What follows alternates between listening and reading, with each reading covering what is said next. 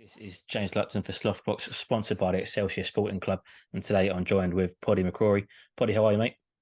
I'm good, man. I'm good. It's been a long day with three kids, but I'm good. Everything's well. Good stuff, good stuff. That's it. Probably, I imagine being in the ring's a bit easier than being a father at times. And probably in my first 17 fights, I would agree.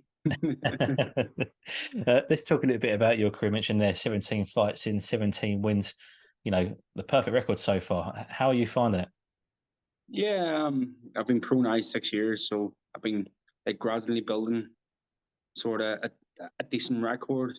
Uh, Starting to take a few steps in the right direction, and we're just now looking in the future. I want to read to you a tweet you put out a little while ago.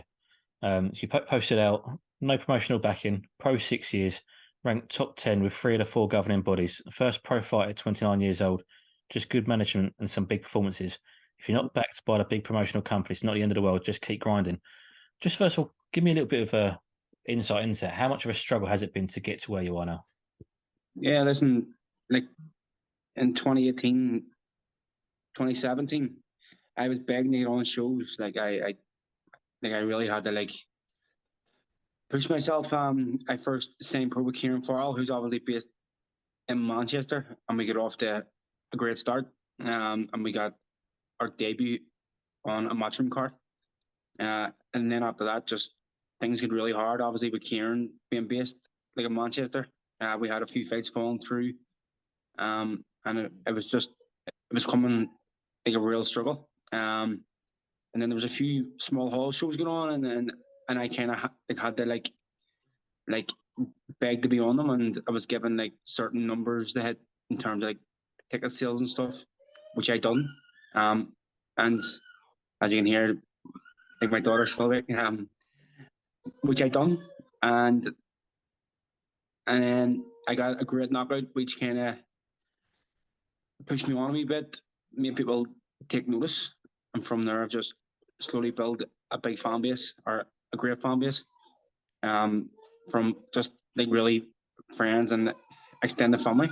Um, yeah, it's been a grind, but we're here now, and as you said, the points below is has been 6 years of a wee bit of luck, good management, and hard work.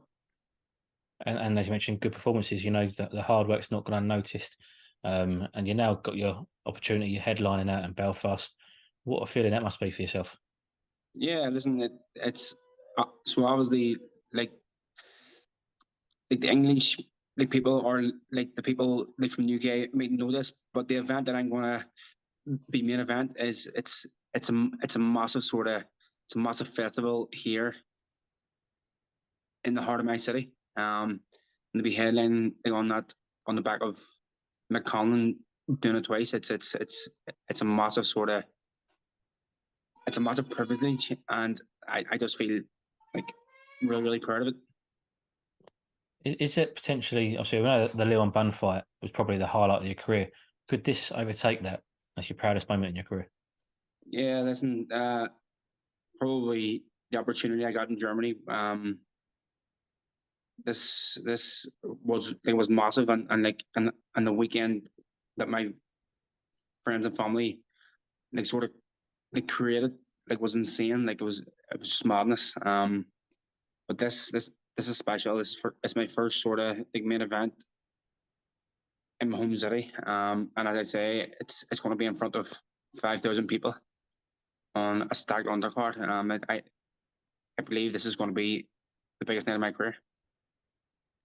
Mention the Leon Bunn fight there, that night out in Germany. Obviously, a massive night for you. You know, a world title there, and you got the stoppage. Notoriously, out in Germany, they say the judges are unfair, biased towards the home fighters. Did you go into that fight feel you had to get the knockout? No, I never thought that, but there was a rumor that I was behind on the cards, which I found strange because I had him down three times in 6 rounds.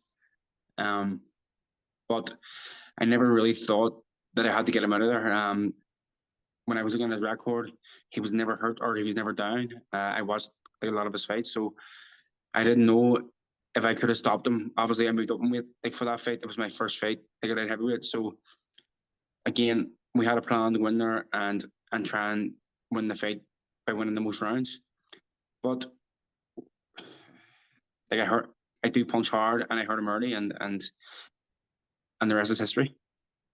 Was you surprised you hurt him so early?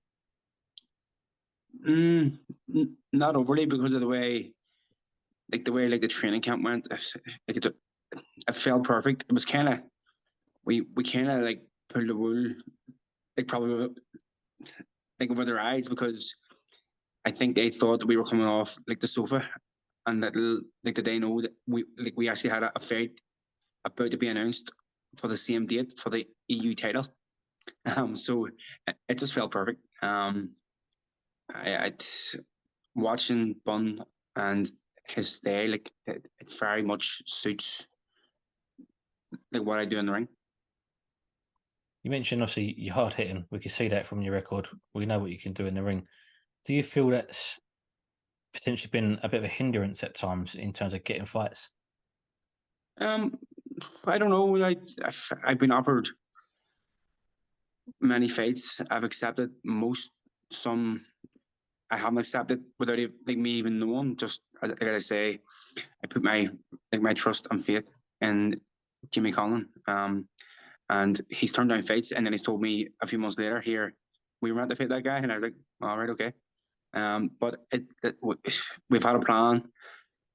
He's been like guiding my career, and I don't think it's been a bit of a hindrance, or I don't think it's been a hindrance. It's just I think timing and fate is probably the reason why I'm here now.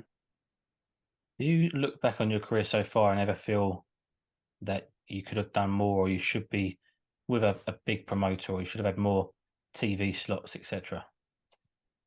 Yeah, I boxed on BT Sport twice now. Boxing Nation a few times, multiple times on ESPN, which we know probably isn't like brilliant for Belfast because it's not a UK broadcaster. But I never really try to think of like what I should have and try and like sort of look at the positives of where I am, because when I first signed pro, I was probably expecting to fight for like an Irish title probably. So I've surpassed that like now, and I'm on the verge of probably fighting for a major title. And in terms of your career and your ambitions now, you mentioned you've been pro 6 years. You did turn over quite late at 29 years old. You know, how much longer, how much more you got in the tank still? And also, what are your aspirations now? You mentioned there when you first turned over as Irish title. Are you now looking at all the good sort of thing, all the world titles? And Yeah, in 17 fights, I haven't been in like any wars. Outside of one fight, I haven't really lost like much rounds. So in terms of like meds on the clock, I still feel really fresh. So who knows? Maybe I always told myself that I would never do it just to make money. So if I got to a stage where I think that's me done, then I'll have a serious think about it. I'll not take fights just to make a few pound. Like I have 3 kids. It's a dangerous sport. I recently boxed on a show where a fighter got like seriously hurt. So it's not what I'm going to do. But I've always said that I'm going to take fight by fight. we mentioned already your next fight is Conlon Boxing are promoting the show over in Ireland there in your hometown, like you say. Just how big for Ireland is Conlon Boxing and the shows they're putting on? Yeah, Conlon Boxing have been massive for Irish boxing. Outside of them, like we would struggle like to have any sort of like major shows and like arenas. Because sorry, 1 second. You're right.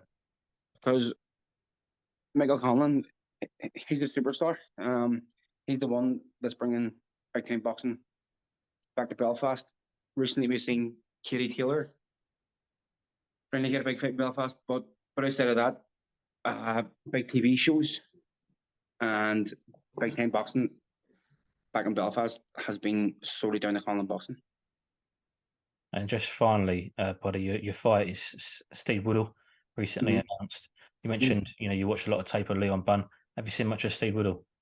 Yeah. It's so I always watch I always watch like the guys I want to fight. Um, it's kind of hard to like to find much on him. I seen a fight against Boris Creighton, Mhm. and there's about a 90-second clip of a fight with Steve Rose in a fight which he was beat. Yeah, listen, he looks like a decent fighter. I watched a couple of his interviews. He sounds and seems like he's very confident, like in his own ability. I don't know much about his amateur record, but he seems to come from a decent background there.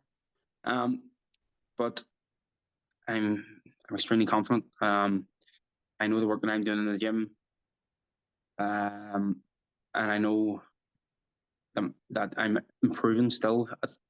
I just turned 35, day by day. So I'm expecting a good test, but I'm expecting to win. You mentioned this, it's not easy to find footage of him. Mm-hmm. He spent most of his career out in America. You mentioned he fought Boris Crichton as his last fight. That was in Poland on Sky Sports.